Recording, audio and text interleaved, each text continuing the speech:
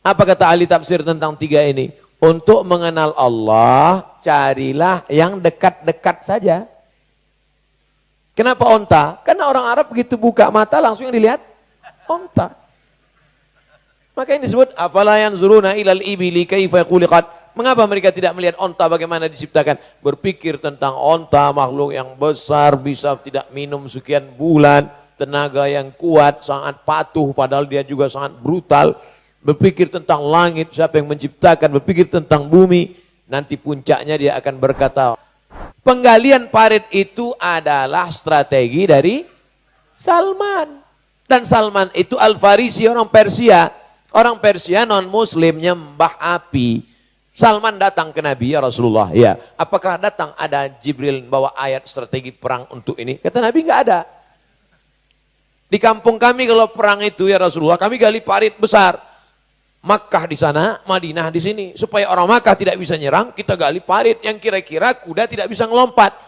Apakah Nabi berkata kepada Salman, jangan Salman, ini strategi kafir, masuk neraka nanti kita. Tidak bisa dengan kapal laut, dengan pesawat. Di mana kita belajar pesawat?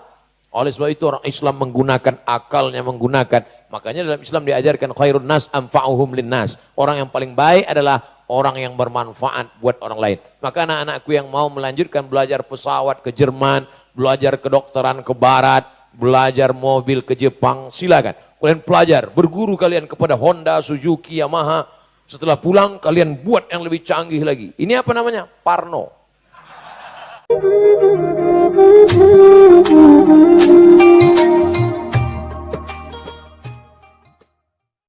Pak Ustadz, di dalam Al-Quran dikatakan fa'lam, ini paling esensial sekali, annahu la ilaha illallah. Jadi belum kita beriman, itu kita suruh ngilmoni, ya, berilmu, berepistemologi Islam lah kalian baru beriman. Fa'lam di sini makna denotatifnya arif atau alim. Kalau lafadz zohiri kan fa'lam, jadi alim saja, bukan arif, gitu.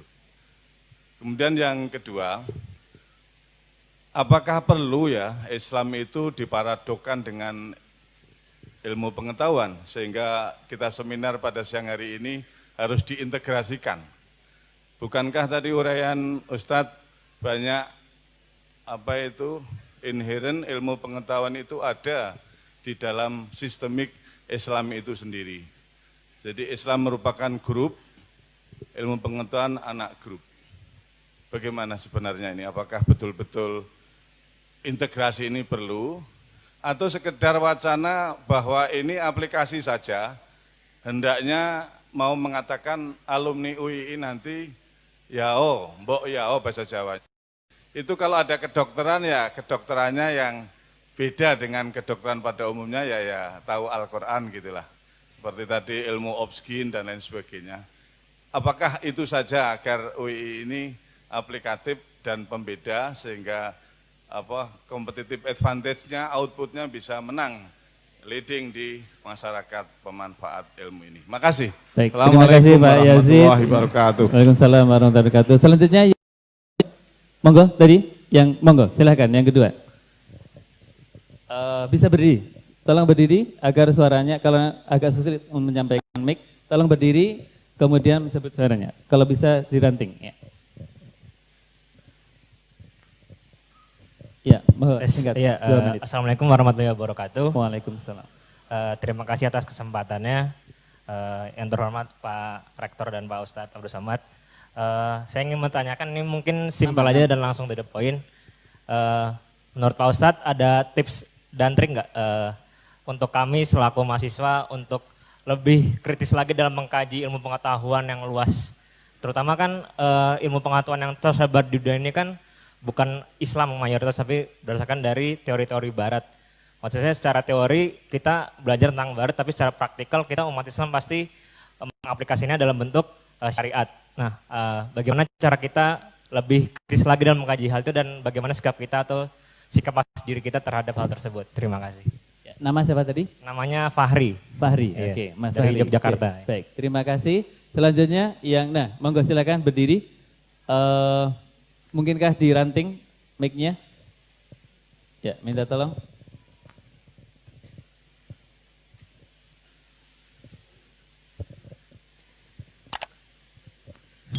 Ya, silakan. Bismillahirrahmanirrahim. Assalamualaikum warahmatullahi wabarakatuh. Perkenalkan Ustadz, saya Vini Pratama dari Bangka Belitung. Alhamdulillah bisa ketemu Ustadz, jauh-jauh dari Bangka, ketemunya di Jogja, alhamdulillah. Jadi pertanyaan saya Ustadz, masih berkaitan dengan pertanyaan nomor 2, terkait pengembangan ilmu pengetahuan. Yang memang sekarang kan yang bisa dibilang kiblatnya ilmu sains itu kan di barat ya Ustadz.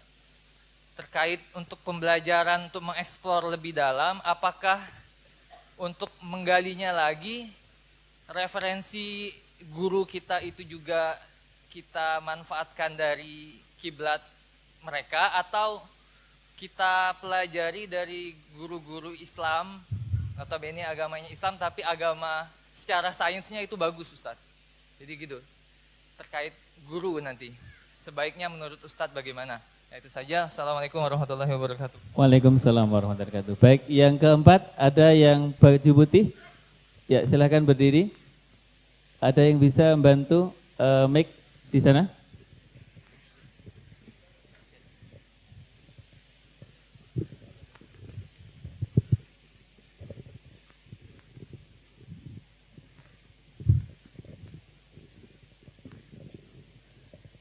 Ya, silakan. Assalamualaikum warahmatullahi wabarakatuh. Waalaikumsalam warahmatullahi wabarakatuh. Perkenalkan, nama saya Hasbi. Saya dari akuntansi UII.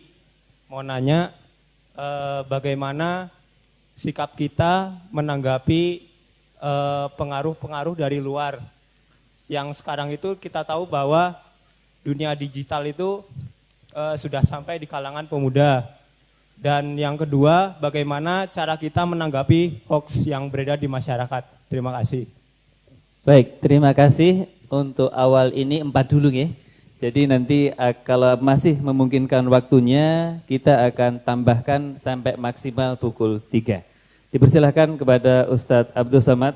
Saya tidak perlu ngulang lagi agar waktunya efisien. Tapi kalau nanti ada yang perlu saya ulang, nanti bisa saya bantu. Silakan Ustadz. Fa'lam annahu la ilaha illallah. La ilaha illallah penting, tapi di awalnya itu fa'lam, berilmulah tentang la ilaha illallah. Ustadz, kenapa kami ketika mengkaji sifat 20 itu jelibet, rimet, sulit, payah sekali? Karena ketika filsafat diharamkan dengan keluarnya tahafud al-falasifah, maka orang Islam yang otaknya cerdas-cerdas itu yang dulu hebat menekuni bidang filsafat takut dikafirkan. Akhirnya bakat di filsafat itu dilarikan kedua. Pertama ilmu kalam, yang kedua ke usul fikih. Makanya kalau kita baca kitab usul fikih itu kitab usul fikih Al-Mustasfa yang ditulis oleh Abu Hamid Al-Ghazali meninggal 505. Hanya dikaji di program magister di Al-Azhar. Artinya apa? Berat. Kitab usul fikih Ar-Risalah yang lebih tua ditulis oleh Imam Muhammad bin Idris Asy-Syafi'i meninggal 204. Juga sulit. Dulu waktu saya dan kawan-kawan mencoba menerjemah beberapa bait dari Ar-Risalah, kebetulan datang tamu seorang dari Mesir, dia tanya, "Lagi nerjemahin apa?" Ar-Risalah. Senyum dia. "Apa paham?" kata dia. Kenapa? Karena orang-orang cerdas itu melampiaskannya dalam tanda kutip syahwat keilmuannya dalam tanda kutip lagi kedua bidang itu, ilmu kalam dengan usul fikih. Karena kalau dia bahas filsafat takut dikafirkan, takut disesatkan. Padahal sebenarnya fa'lam yang dimaksud dalam la ilaha illallah itu sederhana. Coba lihat dalam Al-Qur'an. Afala yanzuruna ilal ibili kaifa khuliqat. Mengapa mereka tidak melihat onta? Wa ilas sama'i kaifa rufi'at. Mengapa mereka tidak melihat langit? Wa ilal ardi kaifa sufihat. Mengapa mereka tidak melihat bumi? Apa kata ahli tafsir tentang 3 ini? Untuk mengenal Allah, carilah yang dekat-dekat saja. Kenapa onta? Karena orang Arab begitu buka mata langsung yang dilihat onta. Maka ini disebut afala yanzuruna ilal ibili kaifa khuliqat. Mengapa mereka tidak melihat onta bagaimana diciptakan? Berpikir tentang onta, makhluk yang besar, bisa tidak minum sekian bulan, tenaga yang kuat, sangat patuh, padahal dia juga sangat brutal. Berpikir tentang langit, siapa yang menciptakan, berpikir tentang bumi. Nanti puncaknya dia akan berkata, Rabbana ma khalaqta hadza batila. Lagi-lagi, la yukallifullahu nafsan illa usaha. Oleh sebab itu, sarjana dari Fakultas Usuluddin jurusan Akidah Filsafat perlu menulis kitab akidah yang simpel, sederhana, sesuai dengan keperluan zaman. Tapi dia tetap menguasai yang berat-berat. Al-Husunul Amidiyah, yang berat sekali. Dasuki ala Ummil Barahin, yang dikaji di pondok-pondok. Tapi nanti disederhanakannya, simpelisasi, tabsid. Kalau buku-buku sejarah sekarang, alhamdulillah anak-anak kita bisa baca sejarah dengan bergambar. Bahkan dibuatkan animasinya. Kalau diceramahkan anak-anak mungkin tidak nggak nangkap. Tapi dibuatkan animasi menjadi mudah. Rara dan Nusa. Nusa dan Rara. Padahal di dalam itu ada hadis Nabi, pesan-pesan. Saya begitu nonton, loh ternyata pesannya hadis Nabi. Tapi andai saya yang ceramah ke anak-anak kan tak mungkin. Assalamualaikum. Bilisani qaumihi, dengan bahasa kaumnya. Oleh sebab itu makna fa'lam. Fa'lam itu mencari, kita yang mencari. Sedangkan ma'rifah Allah yang memberi. Fa'lam itu kita menuntut, kita mencari. Sedangkan ma'rifah pemberian anugerah dari Allah Subhanahu wa taala. Saya mencari informasi, Allah memberikan ilmu pengetahuan. Wattaqullah, carilah, wa yu'allimukumullah. Tapi kalau kau nanti bersungguh-sungguh, walladzina jahadu fina, orang yang bermujahadah mencari jalan kami, lanahdiyannahum subulana, pasti kami akan tunjukkan. Berapa lama Imam Al-Ghazali menemukan ma'rifah? 11 tahun. Bertualang, berkelana, sampai akhirnya menemukan ma'rifah. Orang bertanya, Ghazali, apa ma'rifah itu? Apa kata Al-Ghazali? Nurun yaqdhifullahu fi qalbi 'abdi, cahaya yang dipancarkan ke dalam hati seorang hamba. Mudah-mudahan kita termasuk mendapatkan cahaya ma'rifah Allah Subhanahu wa taala. Tentang integrasi, perlukah integrasi? Ya. Tapi katanya sudah ada dalam Islam. Kalau memang sudah ada di dalam, integrasi itu kan yang di luar diketemukan. Satu di dalam, satu di luar diketemukan, baru namanya integrasi. Kita perlu bahas integrasi karena generasi kita sudah kena sekularisasi. Sekularisasi dipisahkan. Islam hanya 3 kali saja. Lahirnya akikah, nikahnya walimah, matinya takziah. Islam tidak ada politik, Islam tidak ada budaya, Islam tidak ada ekonomi, Islam. Maka perlu integrasi karena anak kita sudah dipecah dengan sekularisasi. Tapi nanti kalau dia sudah menjadi snowball, bola salju yang digulirkan terus di mana-mana, di mana-mana integrasi, di mana-mana integrasi. Akhirnya orang tidak lagi bicara karena sudah berada dalam satu hembusan. Itu yang kalimat yang saya catat dari Pak Rektor. Satu hembusan nafasnya, dia sudah bicara kedokteran, dia sudah bicara sains, dia sudah bicara ilmu pengetahuan. Di dalam majelis yang sama, di dalam tempat yang sama, di dalam mulut yang sama. Karena dia sesuatu yang tak terpisahkan antara ilmu pengetahuan dan Islam. Ilmunya antara 3 dengan 4 masih terkait. Ilmu dari barat. Jangan belajar ke barat. Nanti belajar ke barat, gurunya orang barat, mati masuk neraka. Nanti Bapak Ibu pergi umroh, ada namanya Masjid 7. Sebetulnya masjidnya itu 6. Tapi karena digabungkan Masjid Kiblaten, maka jadi Masjid 7. Masjid 7 itu adalah 7 pos tempat penggalian parit waktu perang parit. Bahasa Arabnya parit itu khandaq. Apakah turun Jibril ngasih tahu, hai Muhammad galilah parit, itu kafir musyrik mau datang nyerang? Tidak ada. Penggalian parit itu adalah strategi dari Salman. Dan Salman itu Al-Farisi, orang Persia. Orang Persia non muslim nyembah api. Salman datang ke Nabi, ya Rasulullah. Ya, apakah datang ada Jibril bawa ayat strategi perang untuk ini? Kata Nabi enggak ada. Di kampung kami kalau perang itu ya Rasulullah, kami gali parit besar. Makkah di sana, Madinah di sini. Supaya orang Makkah tidak bisa nyerang, kita gali parit yang kira-kira kuda tidak bisa ngelompat. Apakah Nabi berkata kepada Salman, jangan Salman, ini strategi kafir, masuk neraka nanti kita. Terjadikah penggalian parit itu? Terjadi. Artinya apapun namanya, yang namanya ilmu pengetahuan, selama tidak terkait dengan akidah, itu punya kita. Makanya ada ungkapan, bukan hadis Nabi, al-hikmatu dhallatul mu'min. Kebenaran itu milik orang beriman. Aina wajadaha fahuwa ahqqu biha. Dimanapun dia dapatkan, dia yang paling berhak, karena itu punya dia. Cincin saya hilang. Hilang, na'udzubillah, mudah-mudahan gak hilang. Hilang. Tiba-tiba besok saya lihat ada tetangga saya non-muslim memakainya. Apakah karena dia yang makai lalu saya diam? Saya akan katakan, ini punya aku, brother. Kalau syukur-syukur dia mau membalikkan, alhamdulillah. Kalau tidak, ya saya bayar. Mari ku bayar. Ongkos uang nemu. Karena itu punya kita. Maka kebenaran adalah milik orang beriman. Aina wajadaha, di mana dia menemukannya? Fahuwa ahaqqu biha. Maka dia berhak untuk mendapatkannya kembali. Oleh sebab itu sebelum ulama datang ke Nusantara, kita sudah berakhlakul karimah. Yang tidak diajarkan. Tentang mengembalikan uang pakai tangan kanan. Tentang nunjuk. Di mana masjid, Pak? Kalau kita nanya di Jogja, di mana masjid? Ada. Hadis Nabi ngajarkan gitu. Hai orang beriman, kalau ada orang bertanya, ginilah. Mana ada? Kalau kami di Sumatera, di mana masjid? Sana. Di Jogja. Itu yang disebut dengan local wisdom. Kebaikan, apa salahnya? Selama tidak terkait dengan ritual, dengan agama dan keyakinan. Wala ana abidu ma'abadtum wala antum abiduna ma'abud lakum dinukum waliyadin. Makanya dengar penjelasan lengkap.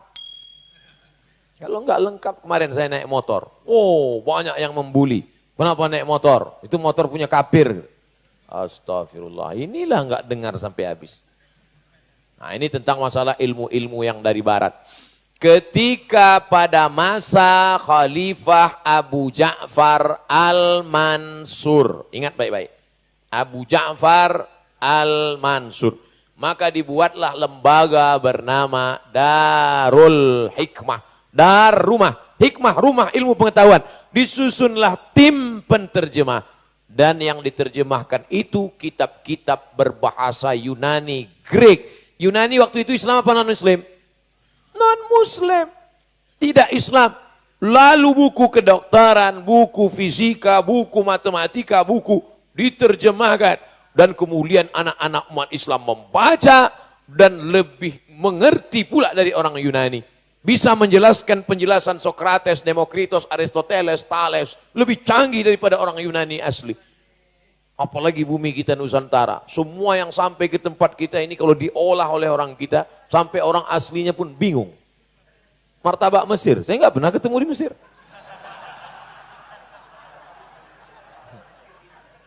Itu baru segi aspek makanan, apalagi pengetahuan. Belajarlah ke Jepang, pelajari teknik. Itu Bapak almarhum Bahruddin Yusuf Habibi, belajarnya di mana? Jerman. Tapi orang Jerman sendiri mengakui kehebatannya. Bayangkan dulu kalau program pesawat itu jadi, Masya Allah. Saya kemarin nggak perlu ditunjukkan pramugari tempat duduk. Saya bisa pakai pesawat pribadi seandainya harganya seperti harga Kap 70.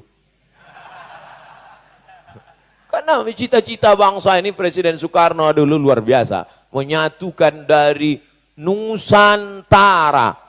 Nusa pulau, antara, di atas benua Asia, di bawah benua Australia. Antara Australia dengan Asia ada pulau kecil-kecil. Itulah disebut dengan Nusa Antara. Antara Australia dengan Asia ada pulau kecil-kecil. Nusantara. Cita-cita besar kita adalah negeri yang besar. Seperti dulu pada masa kerajaan Sriwijaya. Dari mulai Vietnam sampai Papua.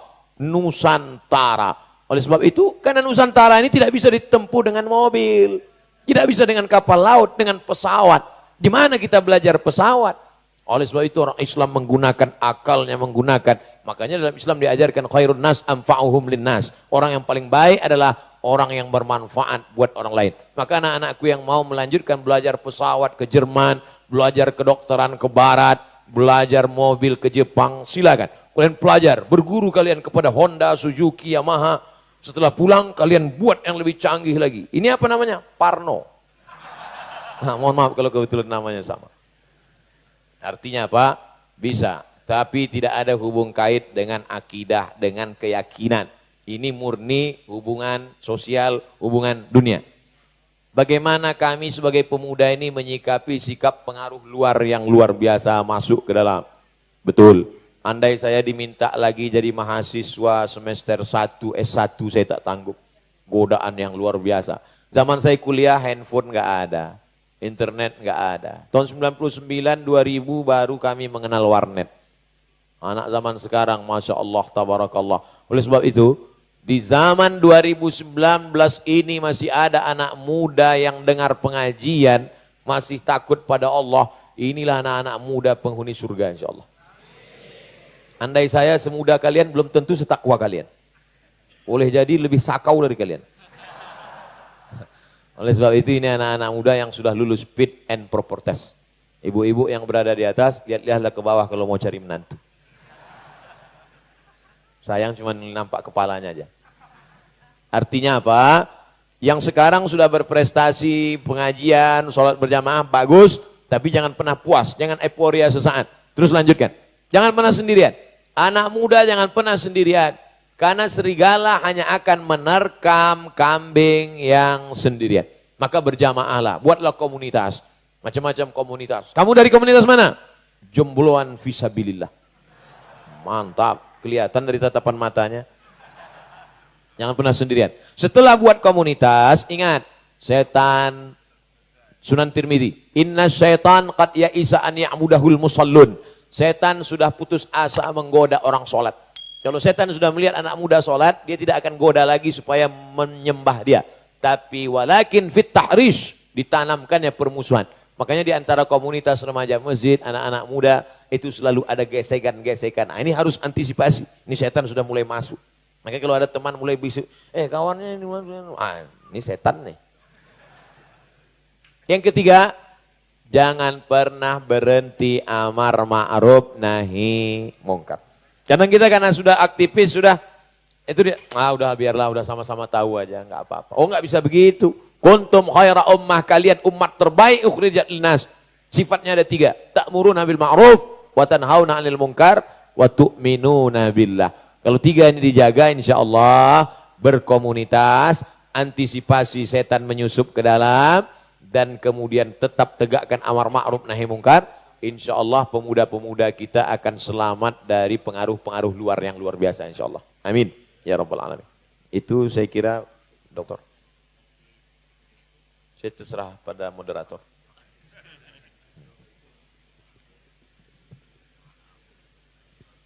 Tayyib. Karena masih menyerahkan kepada moderator, masih punya waktu 15 menit. Jadi kira-kira 2 pertanyaan dari ujung sana. 1 Bapak, nggih. Kemudian dari, kalau Ahwat adakah Ahwat? Oh ya Ahwat ada, mohon maaf Bapak-Bapak nggih. Ahwat ada karena tadi belum kebagian. Ya, yang pink dekatnya apa itu? Dekatnya tiang ya, pink dekat tiang. 2 saja karena waktunya tinggal 13 menit. Monggo, yang di sana Bapak. Bagaimana sampai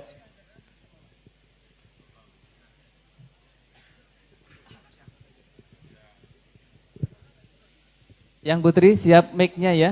Sudah siapkah yang Putri? Tolong dibantu panitia mic untuk Putri. Yang pink dekat tiang.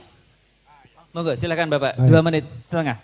Assalamualaikum warahmatullahi wabarakatuh. Waalaikumsalam warahmatullahi wabarakatuh. Saya namanya Haryadi Wijaya. Saya UII juga. Tapi tahun gaek. Maaf. Saya tahun 84. Alumni 84 teknik industri. Khusus datang untuk Ustadz Somad. Dari kota yang jauh. Dari Palembang. Dari pertemuan singkat ini. Menginspirasi bahwa sebetulnya permasalahan apapun yang terkait dalam materi hari ini atau kejadian menimpa Ustadz Abdul Somad di hari ini atau kemarin adalah masalah ini. Gagalnya kita mengubah pola pikir bahwa Islam tidak harus diintegrasikan, tapi dieksplor. Seperti Pak Dokter ungkap. Keberhasilan para ulama untuk mulai mensosialisasikan bahwa Islam menjadi pangkal dari semua yang ada sesuai tuntunan Quran. Apakah ini terkait hidayah atau kekerdilan jiwa kita sebagai umat beragama Islam, kaum muslimin? Artinya sejauh kita masih memisahkan antara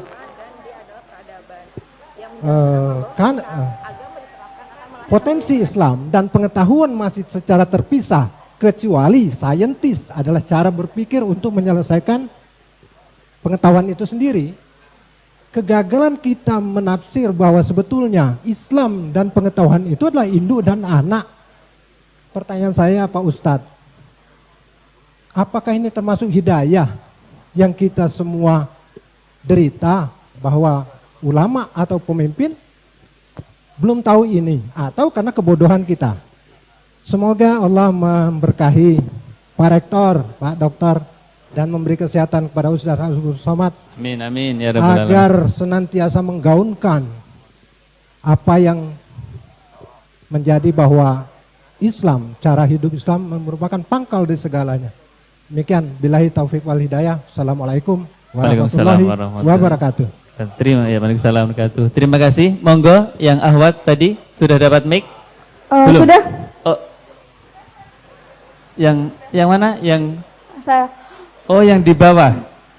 Oh, berarti yang mana? Yang megang mic. Di sini aja, Pak. Oh, oke. Baik, karena tadi sebenarnya yang atas belum dapat mic. Karena waktu terbatas, monggo yang bawah tadi silakan ke yang bawah. Mohon maaf yang di atas. Ya, okay. Silakan. Bismillahirrahmanirrahim. Terima kasih atas kesempatannya, Ustaz. Perkenalkan, saya Vira. Saya dari Universitas Gadjah Mada, datang di sini untuk mencari ilmu bersama teman-teman di sini.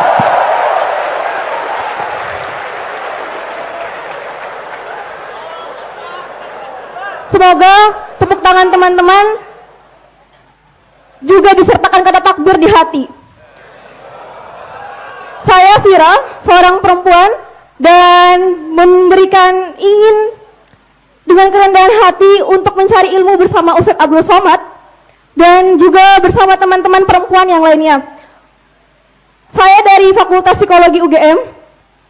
Saya dan teman-teman merasakan keresahan yang sangat luar biasa. Salah satu contohnya, sebagai seorang psikologi, kita tahu tentang buku panduan DSM atau PPDGC, di mana panduan tersebut salah satu contoh ini misalnya bahwa LGBT itu dianggap bukan sebagai penyakit, Ustadz. Tapi di agama kita pun itu sudah menjadi sebagai penyakit. Nah, kami mempelajari dengan forum-forum keilmuan kami. Tapi masih ada rasa keresahan di hati kami, kebingungan di hati kami. Untuk menjelaskannya dalam perspektif Islam itu sendiri, dalam keilmuan sendiri untuk kesejahteraan umat. Ustadz, dengan kerendahan hati yang sangat dalam, mohon nasihati kami. Nasihati kami, mahasiswa UGM terutama, dan para perempuan yang ingin mensejahterakan umat. Terima kasih, Ustadz. Ya, baik, terima kasih, kita berikan aplaus ya. Karena waktu kita maksimal sampai jam 3, 2 pertanyaan terakhir kita serahkan kepada Ustadz Abdul Somad. Silakan. Apakah termasuk hidayah? Itu kata kuncinya. Pertanyaan pertama sesi kedua. Segala kebaikan yang ada tersirat dalam hati, terlintas dalam pikiran adalah bagian dari hidayah Allah Subhanahu wa taala. Itulah yang kita minta pagi, petang, siang dan malam. Ihdinas siratal mustaqim. Ihdi itu diambil dari kata hidayah. Bahkan bagi yang baca kunut subuh, Allahumma dina fiman hadait. Berikanlah kami hidayah. Tapi kita sudah dapat hidayah, dapat apa lagi? Bisa membedakan yang baik dan benar, yang bengkok, yang lurus, yang hak dan batil, itu adalah hidayah. Hidayah terbesar ketika kita mampu mengakui Muhammad adalah Rasul utusan Allah SWT. dengan berkata asyhadu an la ilaha illallah wa asyhadu anna muhammadar rasulullah. Bisa membedakan mana rumah gedung yang kokoh dengan rumah kayu yang lapuk, itu hidayah. Tapi setelah masuk ke dalam juga lebih detail lagi, bisa membedakan mana ruang tamu, mana gudang, itu juga hidayah. Nanti sampai di ruang tamu bisa membedakan lagi mana bunga asli dengan bunga plastik, itu juga hidayah. Bisa membedakan mana pisang asli, mana pisang plastik. Itu juga hidayah. Oleh sebab itu maka hidayah ini sampai sedetil kecil-kecilnya, itu pun bagian dari hidayah pemberian Allah Subhanahu wa taala. Makanya selalu diajarkan dalam doa, Allahumma hdina, berikan kami hidayah, wahdi bina, jadikan orang lain dapat hidayah melalui kami, waj'alna sababan liman ihtada, jadikanlah kami menjadi salah satu penyebab sehingga orang lain dapat hidayah. Mudah-mudahan kita termasuk golongan itu insyaallah. Jangan pernah berhenti selama hayat di kandung badan, selama ruh masih bersemayam dalam jasad, baik jadi apapun, kita berharap dapat hidayah dan dapat menebarkan hidayah insyaallah. Kedua,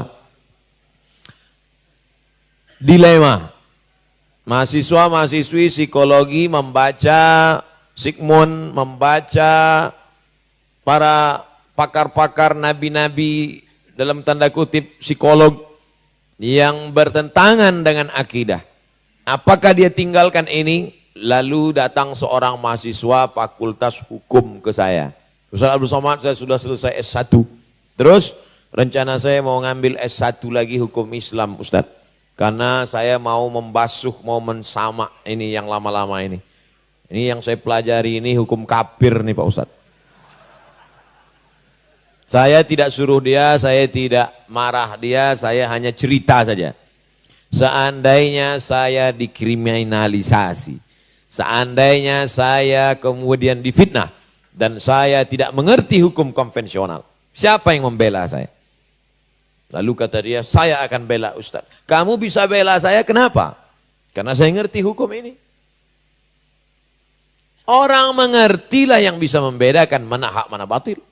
Alim tu syarra la li syarri walakin lijtinabihi. Aku tahu kejelekan bukan karena aku ingin berbuat jelek, tapi supaya aku menjauhinya. Kamu kuliah di mana? Universitas Indonesia. Jurusan apa? Kriminologi. Apakah dia akan jadi kriminal? Tidak. Dia mengetahui, sehingga dengan itu pengetahuan itu dia bisa menjelaskan pada orang. Sehingga terjadi kasus pencurian, pembunuhan, polisi akan mencari dia karena dia yang punya ilmunya. Oleh sebab itu tekuni ilmu ini apapun namanya, tapi dengan benteng yang kuat, nanti antumlah yang bisa mengklasifikasi mana sampah, mana rambut, mana ijo, mana lalang, mana rumput, mana padi. Karena orang yang mengerti ada ilmu intan lah yang bisa membedakan mana intan, mana pasir, mana imitasi. Oleh sebab itu dalami ilmu ini. Nanti ketika kita membuat universitas Islam, lalu dibuat psikologi Islam, siapa yang bisa mengajar kalau bukan orang yang mengerti?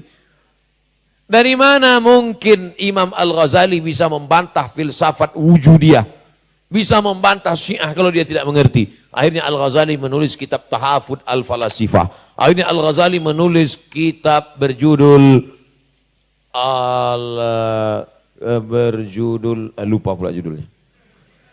Ibnu Taimiyah bisa membantah filsafat sesat Yunani, filsafat yang Islami yang sudah diislamkan, oke. Tapi ada yang menyesatkan filsafat yang mengatakan wujudiyah, yang ada ini hanya yang wujud. Saya percaya kepada bunga karena bunga wujud, bisa dilihat dengan mata, bisa ditangkap panca indera. Kalau dia tidak ada, ini yang disebut dengan filsafat barat materialism. Siapa yang bisa membantah itu kalau bukan orang yang mengerti? Akhirnya ditulislah kitab Rad ala mantiqil Yunan. Rad ala mantiqil Yunan. Menolak logika Greek dari Yunani. Karena dapat menyesatkan. Tapi dia pilih-pilih. Oleh sebab itu kalau ada orang mengatakan Ibnu Taimiyah tidak tahu filsafat. Mengerti dia.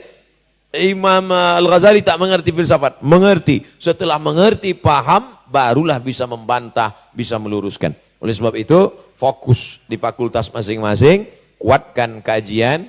Alhamdulillah saya dengar UII punya pusat kajian tafsir, Pak Rektor. Akan didirikan. Ini dengan ahli-ahli pakar-pakar. Ustaz Somad, kami punya kajian ahli tafsir, terdiri dari pakar-pakar Dari pakar aspek bahasanya, pakar sejarahnya, tadi disebut ada Gus Baha, pengetahuan beliau, hafal Al-Quran, lalu kemudian mengerti tafsir, pakar diberikan Allah pula ilham, banyak hal-hal yang baru kita dengar dari kajian-kajian beliau. Rupanya beliau termasuk mustasyar, penasehat, bahkan salah satu dari pendiri pusat kajian tafsir. Ini baik sekali. Oleh sebab itu dimanfaatkan. Ikuti program kajian ini, baca websitenya, renungkan isinya, tetap fokus di fakultas masing-masing. Maka dengan itu insya Allah kalau pegangannya kuat, angin kencang tidak akan hanyut insya Allah. Angin kencang memang tidak hanyut, terbang dia. Jangan lupa subscribe, like, and share.